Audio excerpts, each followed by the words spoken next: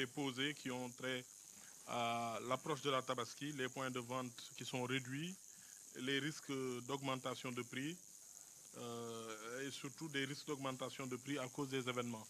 Donc nous avons noté ces assertions du patronat lors des événements. Naturellement, quand il y a des événements aussi douloureux avec beaucoup de dégradation de biens publics et privés, beaucoup de commerces sénégalais des commerçants sénégalais qui ont subi beaucoup de préjudices. D'ailleurs, ce qu'on a noté, c'est que cette fois-ci, ce n'est pas des multinationales qui ont été les plus affectées. Ce sont des commerces tenus par des Sénégalais. Il faut rappeler aussi que dans ces multinationales, je peux les citer parce que la situation est assez tragique. Quand on parle de Auchan ou d'autres magasins, ce sont des produits d'industrie sénégalaise qui y sont d'abord en majorité, 60-70% de produits sénégalais. Donc on peut bien avoir peur qu'il y ait les plus affectés. Mais ce sont des il faut rappeler aussi que dans ces multinationales, je peux les citer parce que la situation est assez tragique. Quand on parle de Auchan ou d'autres magasins, ce sont des produits d'industrie sénégalaise qui y sont d'abord en majorité, 60-70% de produits sénégalais.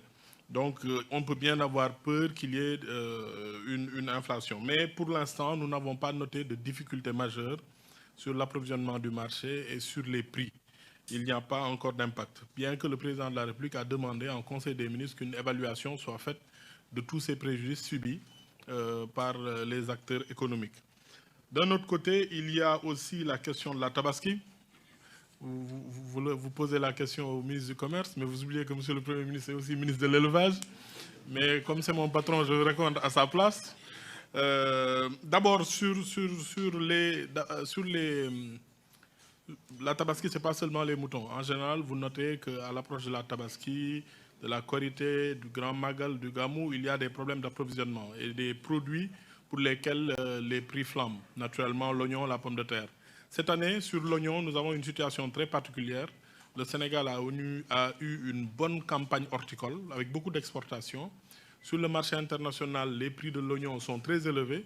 Donc, le Sénégal a assez d'oignons pour le marché local, mais comme il y a une opportunité sur le marché international, beaucoup d'oignons sont importés. Donc ça aussi, c'est un point qu'il faut noter. Donc nous sommes en train de surveiller le marché. J'en profite pour lancer un appel à nos concitoyens de Ngomen qui ont un gros stock d'oignons, mais on note que de jour en jour, Monsieur le Premier ministre, le prix augmente de 500 francs. Donc si ça continue, nous ouvrirons le marché à l'importation pour créer une régulation et faire en sorte que cette inflation artificielle ne soit pas maintenue parce que les populations ont envie d'acheter des produits. Nous avons noté que en un mois, le prix de l'oignon est passé de 300 à 500 francs. Donc nous sommes en train d'y travailler, de discuter avec ces producteurs, mais aussi de voir des voies et moyens pour réguler le marché, avoir assez d'oignons venant de l'extérieur pour que les prix soient raisonnables. Donc nous suivons tout cela. Je vous remercie.